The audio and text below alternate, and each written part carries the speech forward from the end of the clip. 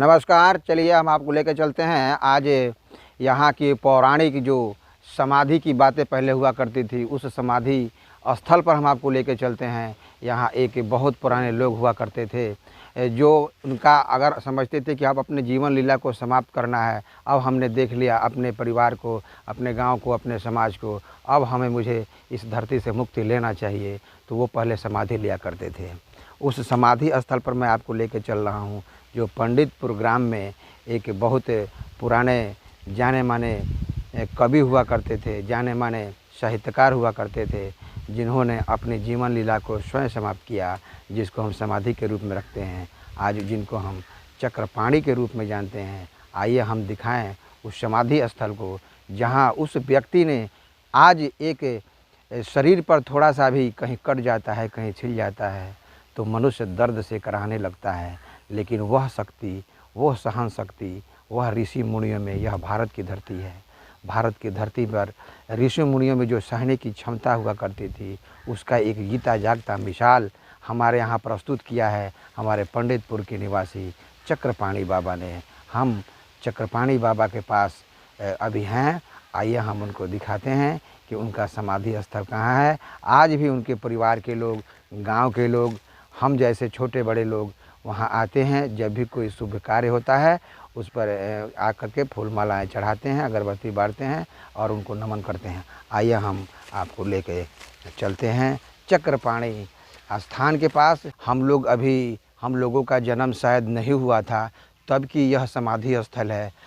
उस समय का दृश्य सोच करके हमारे रोंगटे खड़े हो जाते हैं, उत्सुकता बढ़ जाती है कि आखिर वह कैसा शख्स होगा, वह कैसा व्यक्ति होगा, कैसी संभावनाएं उसके पास होगी, कितना दर्द सहा होगा, या वो उनके हृदय की बात मतलब जितनी कही जाए वो कम है। और वह व्यक्ति अपने आप को जीवित ज़मीन के अंदर प्रवेश कराता है और लोगों से कहता है कि मेरे ऊपर मिट्टी डालो, मैं अब सत्य में विलीन होना चाहता हूँ। और वह सत्य में विलीन होकर के हमेशा के लिए पूजनीय हो गया। आइए हम आपको ले चलते हैं वहाँ जहाँ चक्रपाणी का समाधि स्थल है। मेरा भी मन जो है कि श्रद्धा से झुक जाता है। हम उनको स्पर्श करके उनकी वंदना करते हैं।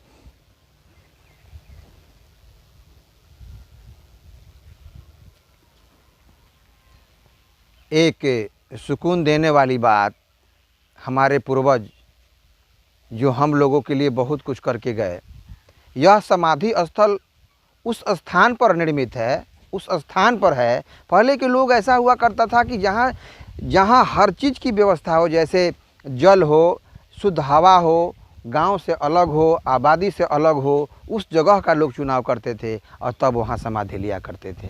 उसी तरह से हमारे चक्रपाणी बाबा, यहाँ गंडकी नदी जो है, गंडकी नदी यहाँ बहती है और बगल में ही हमारे यहाँ से तकरीबन 300 या 400 मीटर की दूरी पर एक ऐतिहासिक शिव मंदिर है, बाबा ढोरनाथ की मंदिर। अगर आप यहाँ आना चाहें तो बाबा ढोरनाथ की मंदिर से होते हुए 300 या 400 मीटर की दूरी पर आप आ सकते हैं, जहाँ चक्रपाणी बाबा से आपको मुलाकात होगी। जस्ट चक्रपाणी बाबा की समाधि के बगल में ही हम आपको दिखा पा रहे हैं, ये आपकी गंडकी नदी है जो मौसम का रुख बदलने के चलते आज कम से कम 5 या 7 वर्षों के बाद इसमें कुछ पानी के बूंदे, पानी की छींटें आपको दिखाई दे रही हैं। और लेकिन चूँकि आबादी घनी होने के चलते नदी का स्वरूप बदला बदला सा दिखाई दे रहा है। जंगल जंगलात की एरिया, हम अपने स्वार्थ के पीछे इन प्राकृतिक चीज़ों को नष्ट करते जा रहे हैं। आगे यह नदी काफ़ी संकुचित हो गई है। कुछ लोगों ने अपने स्वार्थवश नदी में घर बनाने का भी काम किया है। खैर वो अलग की बात है।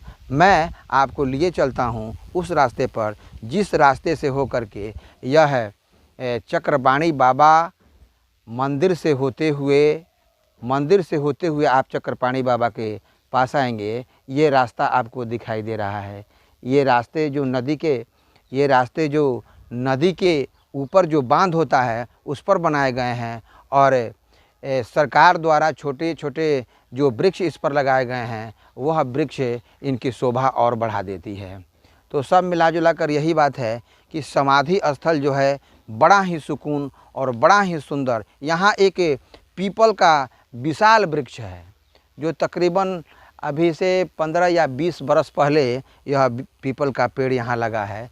यहाँ लोग अपनी मन्नतें मांगते हैं और मन्नतें मांगने के बाद जो उनकी मन्नत पूरी होती है तो अष्टजाम या पूजा या कथा कराने की परंपरा यहाँ सदियों से चलती आ रही है। और यह जगह मैं आपको बता दूं कि मैं तो यहाँ आया तो मुझे काफ़ी सुकून मिला, काफ़ी सुकून, क्योंकि आबादी से पड़े, हर चीज़ से पड़े, यहाँ एकदम भीनी भीनी खुशबू जो है प्राकृतिक वातावरण का होता है।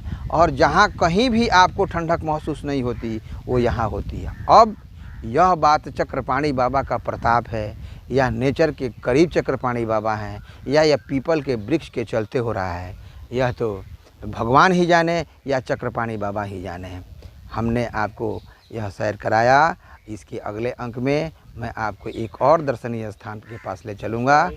तब तक के लिए नमस्कार। और इसको आप सब्सक्राइब कीजिए, देखिए और आगे भी बढ़ाइए। अगर कोई त्रुटि हो तो कमेंट करके हमें बताइए।